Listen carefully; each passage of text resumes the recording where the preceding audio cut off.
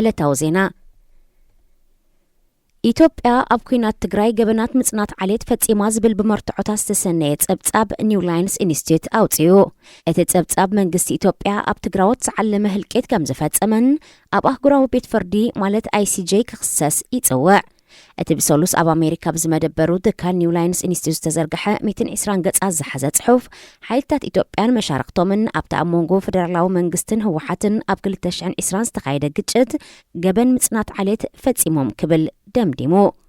ውድብ ሕቡራት ሃገራት ኣብ ዝሓለፈ ዓመት ወርሒ መስከረም ኣብ ዘውፅኦ ጸብጻብ መንግስትን ሓይልታት ትግራይን ነቲ ውግእ ከብቅዕ ምስ ተሰማምዑ ዳርጋ 1 ዓመት ሓሊፉ ገበናት ኩናትን ገበናት አንጻር ሰብኣውነትን ይፍጽሙ ከም ዘለው ገሊጹ ነይሩ። እዚ ሕጂ ብኒው ላይንስ ኢንስቲትዩት ዝወፀ መግለጺ ከም ዝሕብሮ ግን ኢትዮጵያ ብጃምላዊ ቅትለትን ጥሜት ከም መሳርሒ ኩናት ብምጥቃምን ኣብ ልዕሊ ሰላማውያን ሰባት ኢላማ ብምግባር ንውዕል ምጽናት ዓሌት ዝጥሕስ ተግባራት ከም ዝፈጸመት እኹል መርትዖ ከም ዘሎ ይገልጽ። ኒው ላይንስ ኢንስቲትዩት ብተወሳኺ ማሕበረሰብ ዓለም ብክልተኣዊ ዝምድናታት ኣቢሉ ኣብ ልዕሊ ኢትዮጵያ ጸቕጢ ክገብር ከምኡ ነቲ ሃገር ኣብ ቅድሚ ሃገራዊ ቤት ፍርዲ ክትቀርብ ጸዊዑ። ገበን ምጽናት ዓሌት ብመሰረት ኣብ 1948 ኣብ ዝተገብረ ውዕል ምክልኻልን መቕጻዕትን ገበን ምጽናት ዓሌት ሕቡራት ሃገራት ተመዝጊቡሎ። ገለ ካብቶም ምጽናት ዓሌት ወይ ጀኖሳይድ ተፈጺሙ ተባሂሎም ዝምዝገቡ ገበናት ድማ ነዞም ዝስዕቡ ነጥብታት የጠቓልሉ።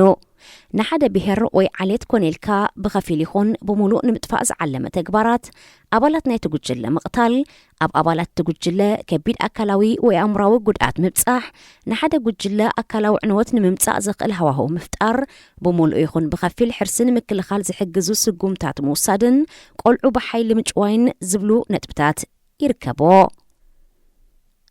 ኣብ ሱዳን ዝመደበረን ሲቪላውያን ማሕበራት ኣብ ጫካታት ኢትዮጵያ ተዓጽዮም ዘለው 16,000 ሱዳናውያን ስደተኛታት ከድሕኑ ንቀዳማይ ሚኒስትር ኢትዮጵያ አብይ አሕመድ ጻውዒት ኣቕሪበን። መርበብ ሓበሬታ ኣልራኮባ ሱዳን ከም ዝሓበሮ ካብ መጀመርታ ወርሒ ጉንበት ጀሚሩ ብኣሽሓት ዝቑጸሩ ሱዳናውያን ስደተኛታት ብዕጡቓት መጥቃዕቲ ምስ ወረዶም ካብ ማዓስከር ኮመር ሃዲሞም ኣብ ጫካታት ከባቢ ኣብ ከቢድ ሰብኣዊ ኩነታት ተዓጽዮም ከም ዘለው ገሊጹ።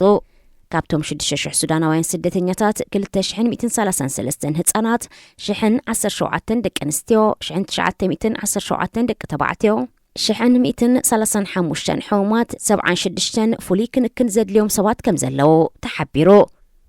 እዞም ካብ ሱዳን ዝተመዛበሉ ስደተኛታት ኣብቲ ጫካ ን22 መዓልታት ኣብ ዝጸንሕሉ እዋን ካብ ኣህጉራዊ ትካላት ይኹን መንግስቲ ኢትዮጵያ ኩሉ ዓይነት ሓገዛት ስለ ዝተሓረሙ UNHCR ኩነታቶም ክከታተል ጸዊዖም። እዞም ሱዳናውያን ስደተኛታት ኣብ መጀመርታ ሰሙን ናይ ዝሓለፈት ወርሒ ከቢድ ዕጽረት መግቢ እኹል ሕክምናዊ ክንክን ዘይምህላውን ብዕጡቓት መጥቃዕቲ ምስ ወረዶምን ካብቲ ብውድብ ሕቡራት ሃገራት ዝመሓደር ኣብ ሰሜን ኢትዮጵያ ዝርከብ ማዓስከራት ሃዲሞም ኣብ ጫካታት ከባቢ ከም ዝተዓቕቡ ይዝከር። ክላውዲያ ሸምባም ኣብ 200 ዓመት ታሪክ ሃገረ ሜክሲኮ ፈላመይቲ ጓል ኣንስተይቲ ፕሬዚደንት ኮይና ንሳ ካብ 58.3 ክሳብ 60.7 ድምፂ ክትረክብን ከላ ሕፁይ ተቃዋሚ ዞቺትል ጋልቨዝ ካብ 26.6 ክሳብ 28.6 ሚእታዊት ጆርጅ ኣልቫረዝ ማኔዝ ድማ ካብ 9.9 ክሳብ 10.8 ሚእታዊት ድምፂ ከም ዝረኸቡ ተገሊጹ። እቲ ንዓ ዝወከለ ሰልፊ ሞሬና ሼንባሙን ኣብ ክልቲኡ ባይቶታት ኮንግረስ ዝበዝሐ ድምፂ ይሕዝ። ተመራማሪት ክሊማን ከንቲባ ከተማ ሜክሲኮ ዝነበረት ሸምባም ኩላትና ኢና በፂሕና ምስተን ኣብ ዓድና ዘለዋ ናብስ ምሰዴታትና ኣዋልድናን ደቂ ደቅናን ብምባል ደቂ ኣንስትዮ ኣብ ስልጣን ክመጻ ዘለዋ ህንጥዩነት ገሊጻ። ሜክሲኮ ካብተን ኣብ ሃገራዊ ካቢነ ሚኒስትራት ዝበዝሓ ደቂ ኣንስትዮ ዘለወን ሃገራት ላቲን ኣሜሪካ ኣብ ሳልሳይ ደረጃ ትስራዕ። ካብተን 32 ግዝኣታታ 10 ደቂ ኣንስትዮ ኣመሓደርቲ ኣለዋ። ዝኸበርኩም ሰማዕትና ዜና ኣብ ዝተፈጺሙሎ